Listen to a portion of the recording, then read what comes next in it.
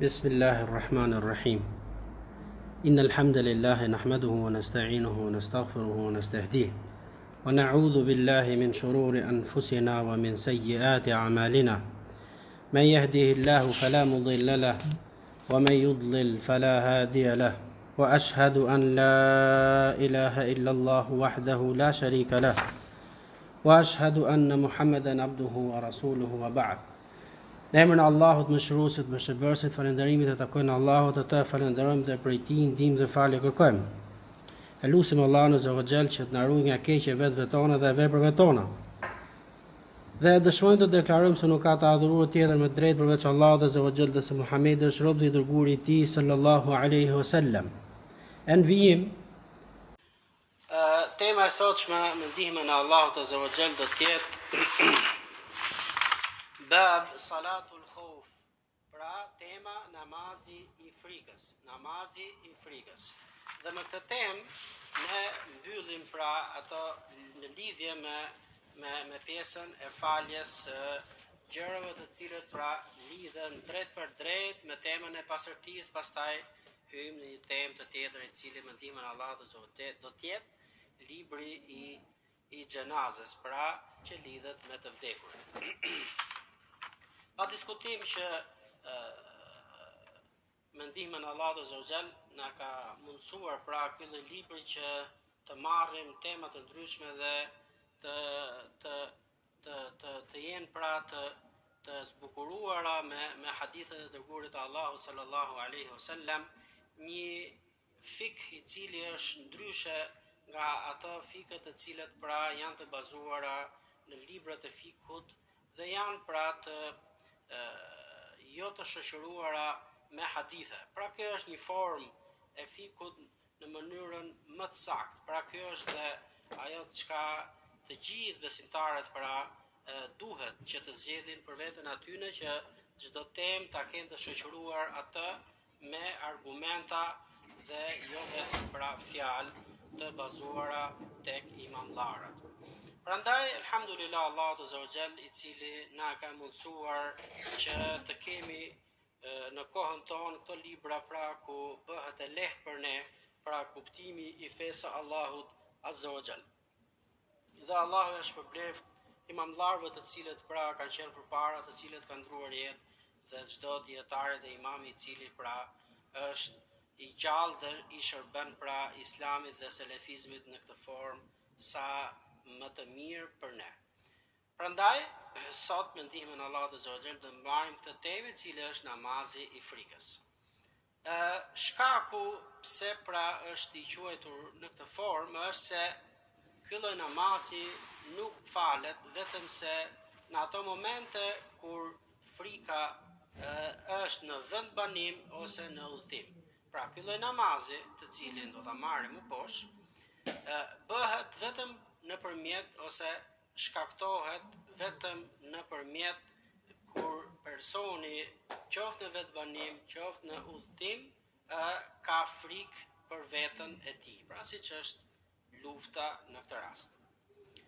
Dhe argument për këtë është pra ky lloj namazi ka ardhur në Kur'an dhe në Sunet. Pra gjithë në Kur'an e ka përshkruar Allahu azza wa xal dhe në hadithet e dërguarit të Allahut sallallahu alaihi wasallam. Çfarë urtësie? Pra urtësia Allahu azza wa xal pra e ka ligjëruar këtë namaz dhe pse? Pra çfarë nën kupton me këtë? Çfarë arrim me këtë lloj veprimi? Dhe urtësia e këtij namazi pra është ajo mëshira për muslimanët dhe besimtarët që të falen në këtë kohë vështirësie dhe në këtë kohë frike me këtë lloj lehtësimi, Pra dhe ai lehtësim pra do të vi kur ta lexojmë atë në hadithe të dërguarit të Allahut sallallahu alaihi wasallam. Gjithashtu është treguesi i qartë që namazi nuk bie në asnjë kohë, Pra namazi duhet falet në çdo kohë, qoftë ajo pra dhe në kohë lufte, dhe kjo nuk është një vështirësi si një vështirësi tjetër, kjo është një vështirësi e veçantë, ku pra prap gjithsesi namazi i besimtarit nuk bie, duhet që të falet në çdo kohë. Gjithashtu, pa diskutim se përderisa është ligjëruar për besimtarët si mëshirë dhe lehtësim për ta, po gjithashtu ka dhe rregullat e veta dhe nuk duhet që të lihet, por duhet që të falet në kohën e vet, në kohën e vet. Pra namazfalsi musliman zgjedh atë formë që i përshtatet dhe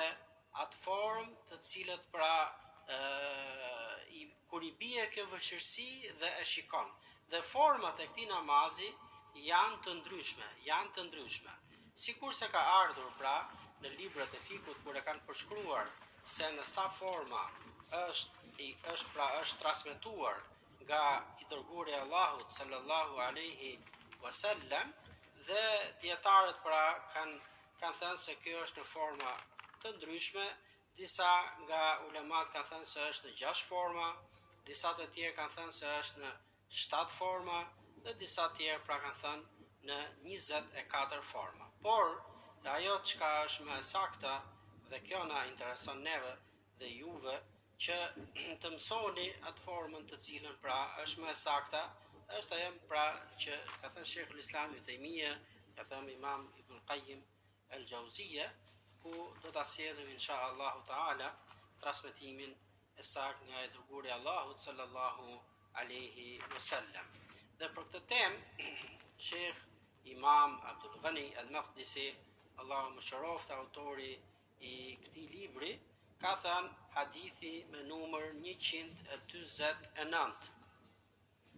An Abdullah ibn Umar ibn al-Khattab radiyallahu anhuma qal صلى بنا رسول الله صلى الله عليه وسلم صلاة الخوف في بعض أيامه التي لقي فيها العدو، فقامت طائفة معه وطائفة بإزاء العدو، فصلى بالذين معه ركعة ثم ذهبوا، وجاء الآخرون فصلوا بهم ركعة، وقضت الطائفتان ركعة. Rawahu al-Bukhari wa Muslim. Pra transmetohet nga Abdullah ibn Umar, pra Abdullah i biri Umerit, i biri Khattabit, Allahu qoftë i kënaqur nga të dy, se ka thënë: u falem me dërguarin e Allahut sallallahu alaihi wasallam, pra qelloi që na ndodhem në një luftë dhe hyri koha e namazit. Pra koha e namazit, dhe në këtë rast koha e këtij vakti quhet kohë e frikës. Fi ba'di ayamihi, pra në një ditë prej ditëve. Dhe ishim përballë armikut. Faqamat, dhe u ngritëm që të falshim dhe mori tekbirin fillestar i dërguari i Allahut sallallahu alaihi wasallam, dhe u rreshtuam pas tij në 2 safa. Pra në 2 safa. Dhe ishim përballë armikut dhe u fali dërguari i Allahut sallallahu alaihi wasallam me lexim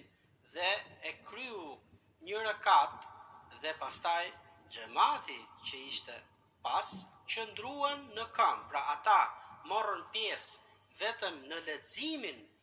e Kur'anit, kurse në vajtjen në ruku dhe në vajtjen në sejdë ata qëndruan në këmbë, kurse safi i parë bashkë me dërgumin e Allahut sallallahu alaihi wasallam e falën një rekat, dhe kur u ngritën në rekatin e dytë, atëherë xhamati që ishte në rekatin e pasëm, pra në safin e pasëm, ata shkuan në ruku, të i gjithë pra safi, pastaj u ngritën, shkuan në sejdë, bën 2 sejdë dhe u ngritën për në rekatin e dytë, kurse kur ata qëndruan në këmbë, ata të cilët ishin në safin e parë bashkë me dërgumin e Allahut sallallahu alaihi wasallam ikën në ruku dhe pastaj në sejdë, kurse safi i dytë qëndroi në ruajtje të armikut se mos ata bëjshin pra lëvizje duke u afruar tek muslimanët për t'i vrarë ata. Pra ata ikën dhe u larguan, kurse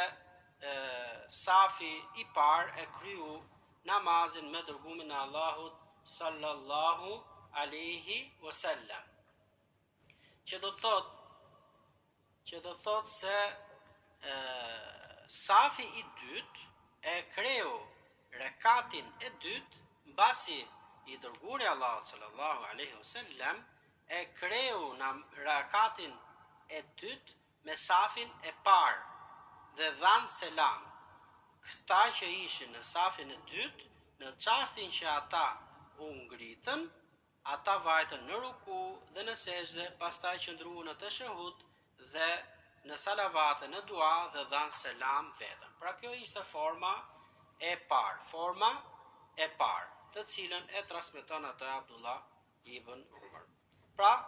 kuptimi i përgjithshëm i hadithit, sikurse e përcjell atë Sheikh Abdullah al-Bassam, Allahu e mëshiroft, është se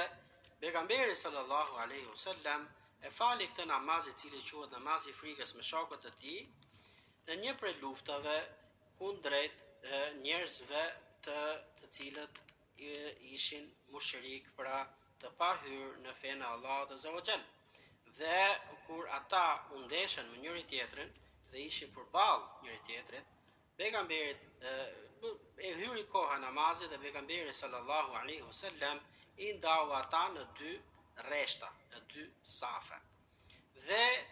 e mori tekbirin fillestar për në namaz dhe ishin të gjithë pra të pajisur me armën me vete dhe ishin gati në gatishmëri, sikurse ishin dhe po ashtu të futur në namaz, të lidhur në namaz për të falur me pejgamberin sallallahu alaihi wasallam. Dhe kështu pra, pasi mbaroi në leximin e Kuranit dhe shkuan në ruku, iku vetëm safi i parë me pejgamberin sallallahu alaihi wasallam, kurse safi i dytë qëndron në kamp duke ruajtur pra armikun se mos të afrohet për tek besimtarët. Dhe kështu kur ata u ngritën nga rukuja, e bën sejdën, u ngritën nga sejdja dhe u ngritën në safin, u ngritën në rekatin e dytë, atëherë safi i dytë vepron rukun, sejdën dhe ngrihet për në rekatin e dytë. Dhe në çast që ngrihet në rekatin e dytë, safi i dytë, atëherë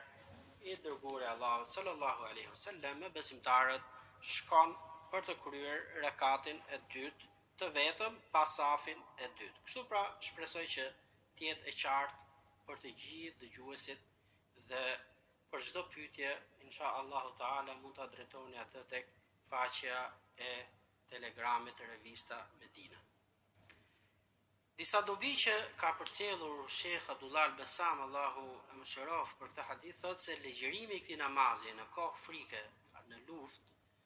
qofshin në vend banim apo në udhtim, është lehtësim për umetin, ndihmë për ta në luftimin e armikut, po ashtu gjithashtu është si falje për namazin në kohën e vet dhe me xhamat. Pra, dobia që përfitohet është se dhe pse në këtë lloj kushti dhe në këtë lloj vështirësie, prap namazi nuk bie edhe bashkarisht falet me besimtarët dhe nuk falet veç e veç, por të ndarë në dy grupe që të ruajnë njëri tjetrin. E dyta është se çfarë forma ka ky namaz, është ashtu sikurse pra e dëgjuam nga hadithi që e transmeton Abdullah ibn Umar, po gjithashtu kemi dhe hadithin që e transmeton Salih ibn Khawat ibn Jubair. Gjithashtu janë pra 3 hadithe për temën, do t'i lexojmë ata në pak më vonë. Përfitojmë gjithashtu se lëvizjet e shumta me nevojë brenda në namaz nuk e prishin namazin. Pra, çdo lëvizje që është me shkak brenda në namaz është e lejuar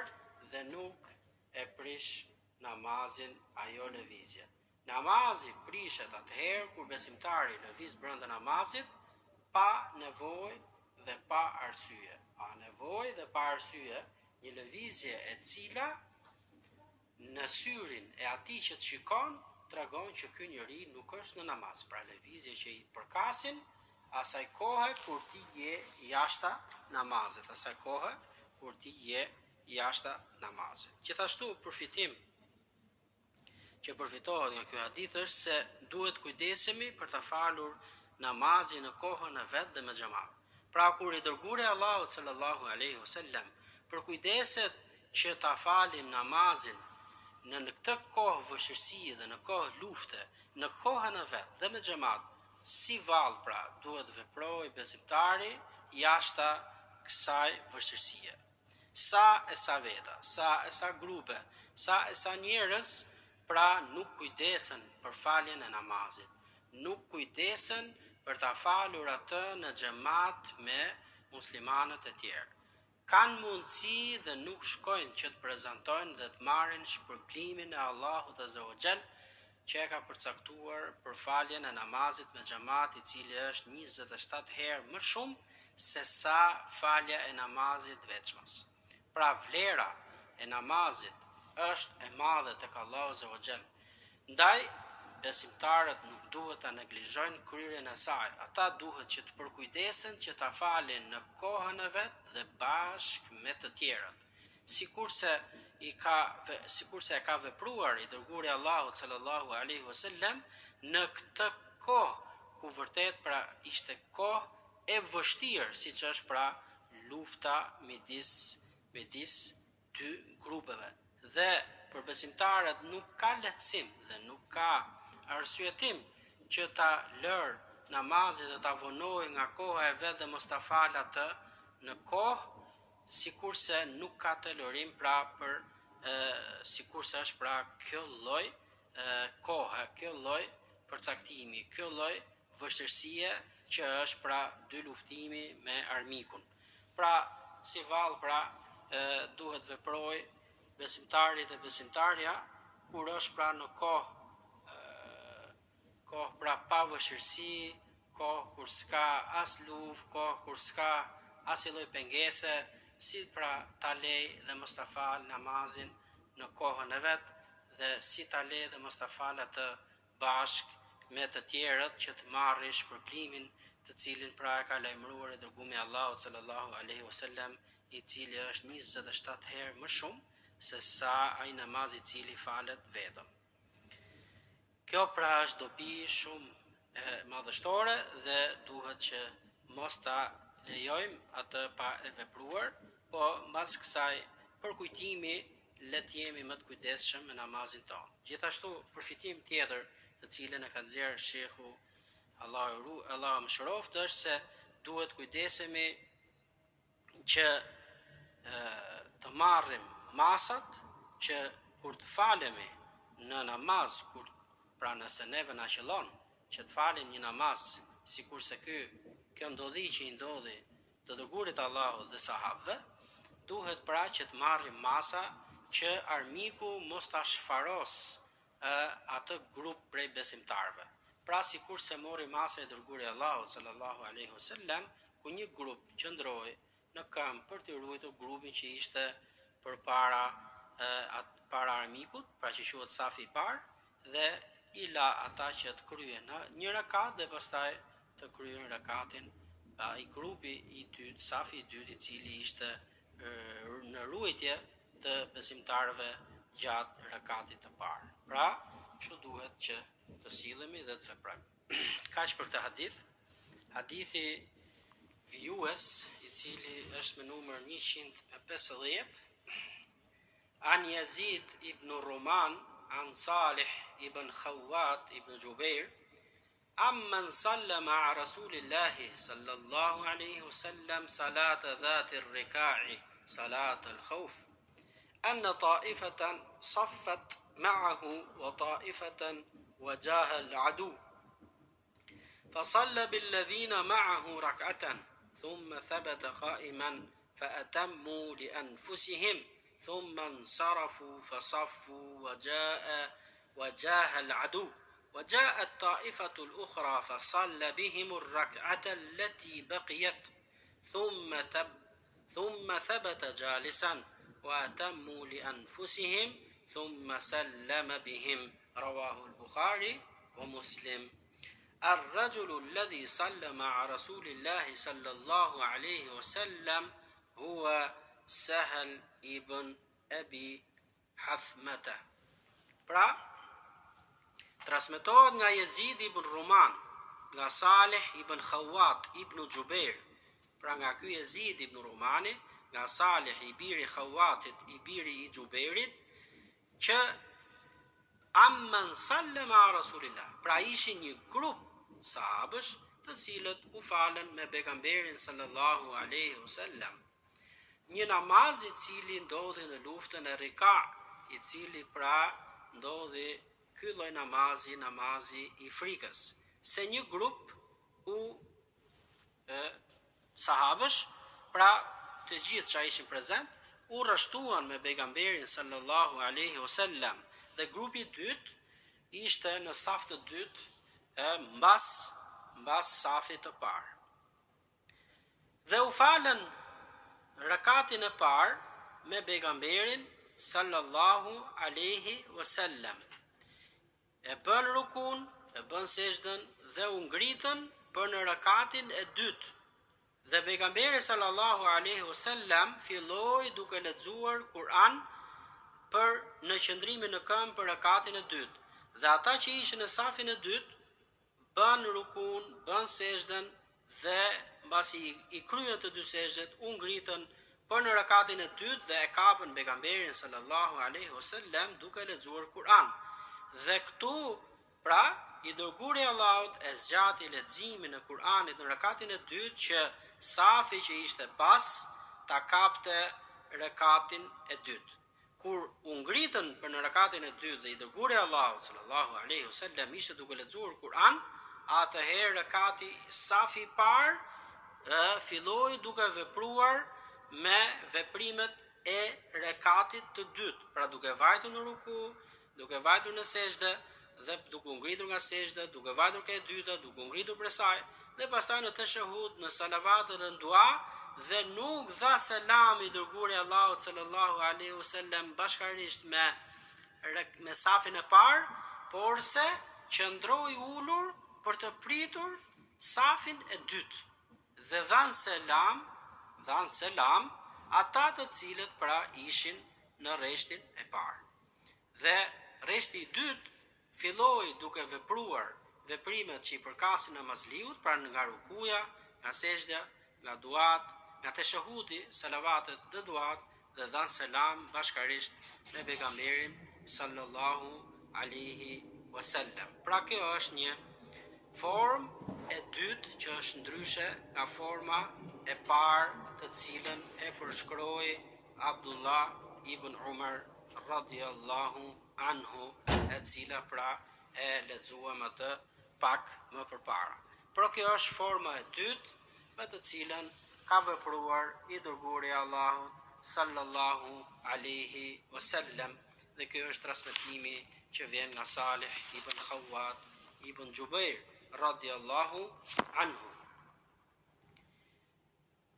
Ajo format, dhe pse janë në format të ndryshme, të gjitha ato janë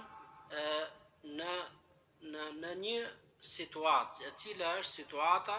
e vështirësisë, dhe namazi falet ashtu sikurse na ndodh vështirësia. Pra në këtë rast vështirësia ishte se armiku ishte ball për ball me besimtarët dhe ishte në krahun e kiblës, dhe besimtarët ishte të drejtuar pikërisht për ball atyre. Dhe i dërguari i Allahut sallallahu alaihi wasallam, sikurse e lexuam më lart, ishte që u fal me të dy safet dhe veproi duke lexuar në rekatin e parë më pak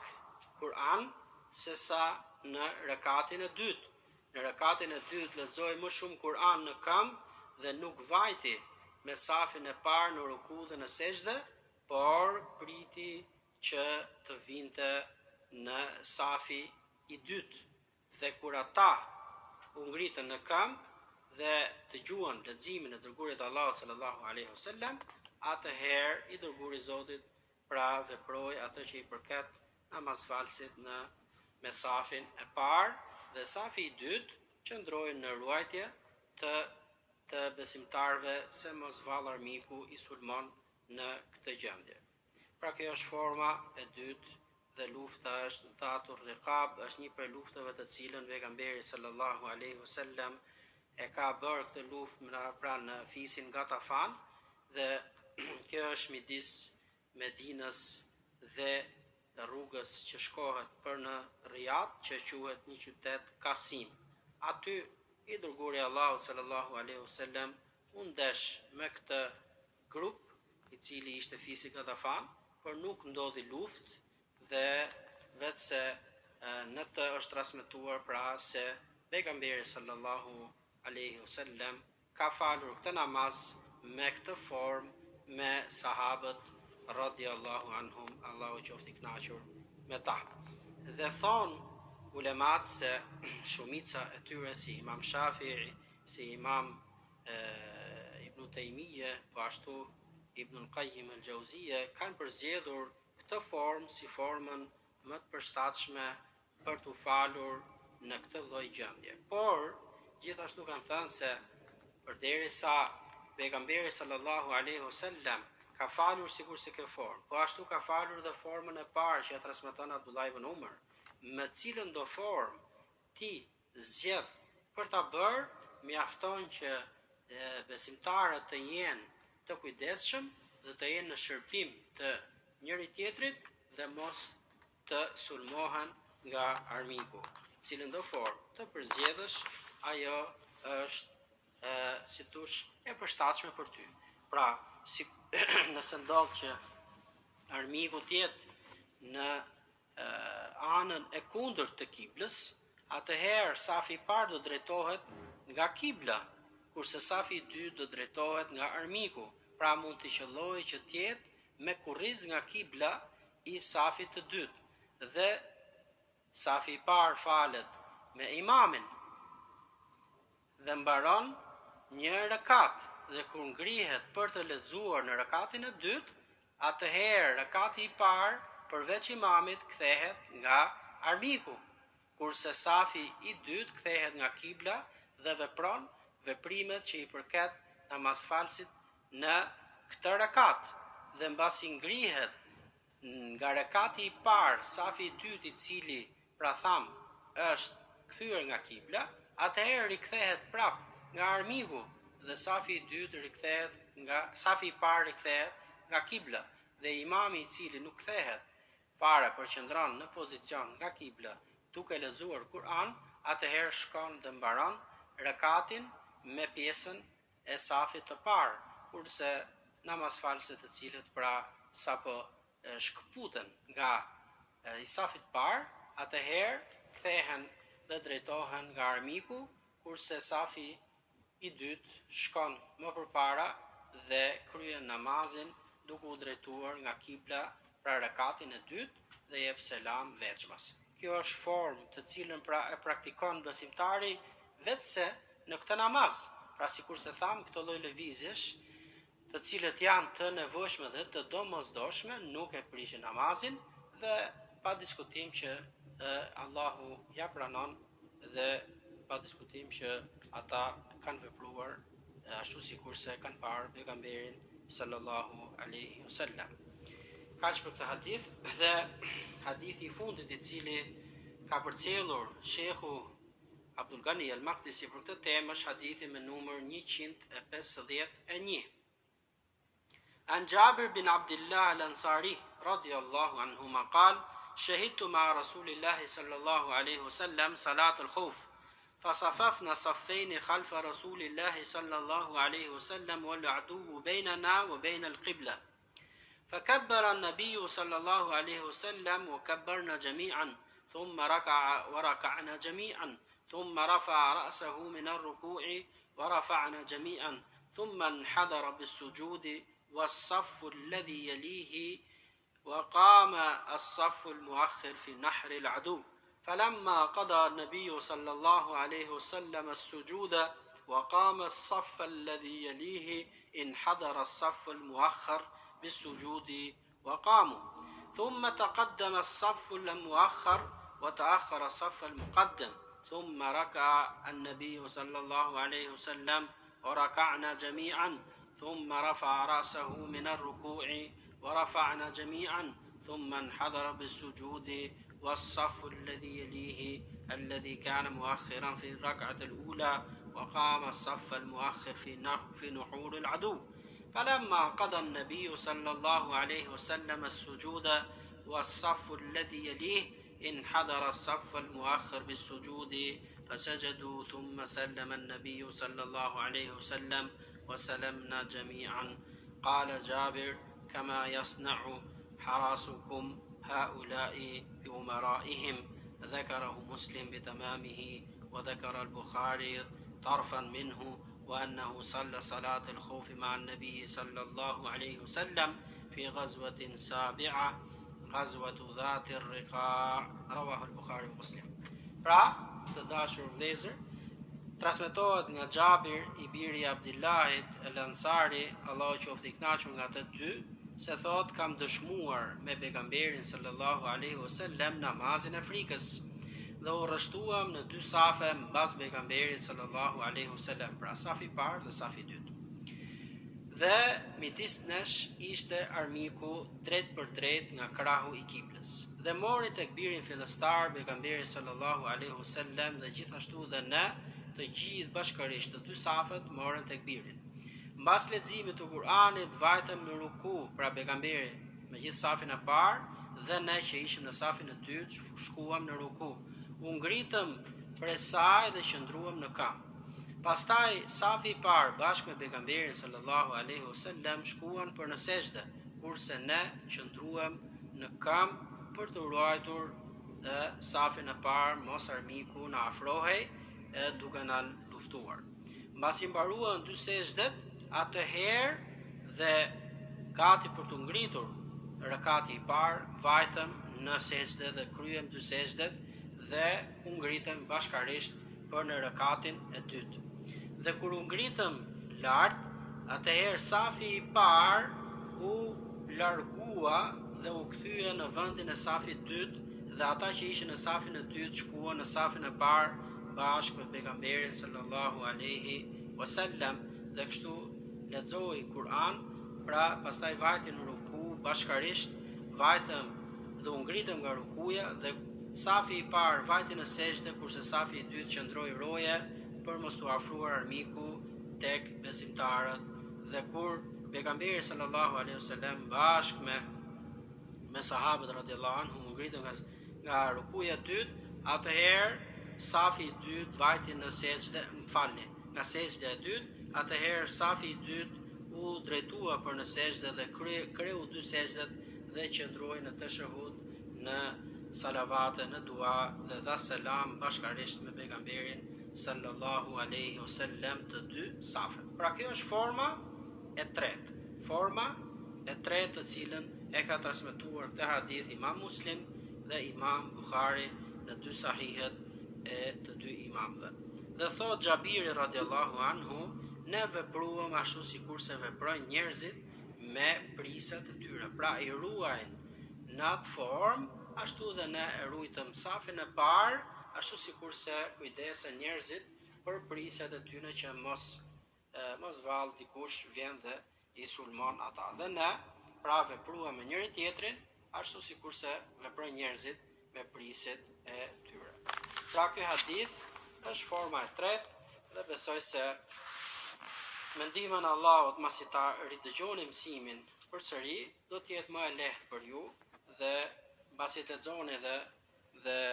të treja hadithet, do ta keni më të lehtë për ta kuptuar dhe thon ulemat një dobi e cila është në këto tre hadithe është se falja e pejgamberit sallallahu alaihi wasallam në tre forma të ndryshme është se I është përshtatur armikut të cilin ka pas përpara tij. Pra, kur ne vajtëm në sejdë, thot Xhabiri radhiyallahu anhu, atëherë kur ishim në këmbë dhe në ruku, ne armikun e shikonim. Pra, të dy safet armikun e kishin përpara. Kurse kur shkonin në sejdë, atëherë armiku nuk ishte I dukshëm për ne. Prandaj vajti vetëm safi I parë, kurse safi I dytë priti që të mbaronte nga sejdja të dyja sejdët, pra safi I parë. Dhe rekati safi I dytë priti që të mbaroi dhe mbasi mbaruan ata, atëherë shkuan për në sejdë safi I dytë sepse safi I parë I ruante nga armiku. Pra, të tre format janë të ndryshme, sepse në të treja rastet sahabët janë falur ashtu sikurse janë ndodhur në luftë kundra armikut. Prandaj dhe shpresoj që të jetë qartë se dhe ajo gjykimi i marrjes së formës është se sikurse të ndodhet vështirësia, ashtu dhe i përshtatesh armikut dhe ashtu i përshtatesh namazit bashkërisht me besimtarët. Një dobi që ka përcjellur Sheh Abdullah al-Bassam, Allah më shëroft, është se thotë, këtu merr dhe kuptimi i sakt i fjalës së 4 imamëve të medhhebëve të fesë tonë, i cili është medhhebi Hanefi, ku ka thënë Imam Abu Hanife, Imam Shafi'i, Imam Malik, Imam Ahmed, që thotë idha sahha al-hadithu fa huwa madhhabi. Nëse është i sakt hadithi, atëherë ta dini se ai është dhe rruga ime, pra medhhebi im. Ndaj i drejtohet të gjithë besimtarëve, që të jenë të kujdesshëm dhe mos të jenë ndjekës fanatik mas medhhebeve të 4 medhhebe, pra qoftë medhhebi Hanbeli, qoftë medhhebi Hanefi, Shafi'i apo Maliki.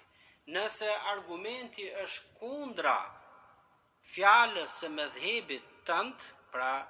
kushdo qoftë për 4 medhhebeve, atëherë mos e ndiq atë o vllai dashur o motre dashur, por se ndiq atë të cilën fjalën që e kanë thënë të 4 imamllarët. Që nëse hadithi është i sakt, atëherë ndiqe se atje do ishte dhe fjala ime, atje do ishte dhe medhhebi im. Prandaj mos u bëj fanatik dhe mos e ndiq imamin verbazi dhe medhhebin verbazi dhe mos i mvesh imamit atë që nuk e ka thënë dhe nuk e ka vepruar. Sepse ata kanë vdekur dhe kanë lënë pas fjalën më të saktë dhe që tregon ty rrugën e duhur dhe rrugën që duhet të ndjekësh. Kush është? Është pra të ndjekësh argumentin kudo qoftë ai, sikurse është fjala pra që el mu'min, besimtari, është pra ndjekës i prehës tij. Pra kudo qoftë e vërteta, ai shkon pas saj. Dhe të ndjekësh pejgamberin sallallahu alaihi wasallam është gjëja e cila është e detyrueshme, është shtyllë dhe është e pa tjetërsueshme. Siç thot Allahu azza wa jall, "Wa ma ataakumur rasulu fakhudhuhu wa ma nahakum anhu fantahu." Sura Hashr, ajeti 7, që çka vjen nga pejgamberi sallallahu alaihi wasallam, merreni atë dhe veprojeni, dhe çka ju ndalon ai, ndalohuni prej saj. Prandaj thot shehu se kjo është fjala dhe është një dobi e cila është shumë e rëndësishme dhe i drejtohet çdo pasuesi që ndjek medhhebin verbazi, që mos t'jam vesh medhhebit atë që veprojnë ata, por se let marrë dhe të veprojnë fjalën të cilën e kanë lënë pas imamllarët e çdo medhhebi që kanë thënë nëse vjen një hadith i sakt, atëherë ndiqja atë, se po t'isha gjallë dhe po të më kisha ardhur hadithi i sakt, unë do ta merrja dhe do të veproja me të hadith dhe do të flisja me atë hadith. Pa diskutim që kjo dobi na përfshin dhe të gjithë ne vëllezërve dhe motra selefie që të jemi të kujdesshëm në praktikën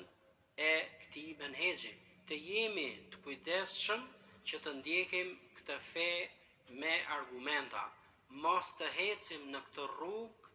duke ndjekur imamllar dhe duke ndjekur hoxhallar verbazi, por të jemi të kujdesshëm dhe të veprojmë ashtu sikurse e don Allahu azza wa jall, ashtu sikurse e don i dërguari i tij Muhamedi sallallahu alaihi wasallam, dhe të veprojmë ashtu sikurse e don dhe kënaqet pra Allahu dhe i dërguari i tij. Prandaj le të jemi të kujdesshëm dhe mos të ndjekim asnjë person i cili kushdo qoftë ai, por të ndjekim argumentin, të ndjekim atë çka ka ardhur nga Allahu, atë çka ka ardhur nga pejgamberi sallallahu alaihi wasallam, dhe mos jemi prej njerëzve që heshtim para të kotës nëse shikohet diçka e cila është në kundërshtim me menhexhin selefi, le të jemi të kujdesshëm dhe ta kapim hoxhën apo shehun apo dietarin në një pozicion ku i përshtatet atij dhe jo ta turprojmë atë dhe ta flasim në mesin e njerëzve, por t'i drejtohemi atij me edukat dhe me sjellje, që t'i themi se diçka për mua pra nuk është ashtu sikurse e ka përcjellur i dërguari dhe nuk është ashtu sikurse ka ardhur në Kur'an, prandaj dhe e këshillojmë atë në formën më të mirë. Kjo pra është e duhura, kështu duhet që të sillemi, kështu duhet të sillemi në çdo kohë. E lutem Allahun që të na japë sukses, të jemi për atyre njerëzve që kur i vjen e vërteta e ndjekin atë dhe nuk bëhen ndjekës të verbër ndaj njerëzve, dhe kur i vjen e ndaluara largohen prej saj. Amin. Subhanak Allahumma bihamdik, ashhadu an la ilaha illa ant, astaghfiruka wa atubu ilaik.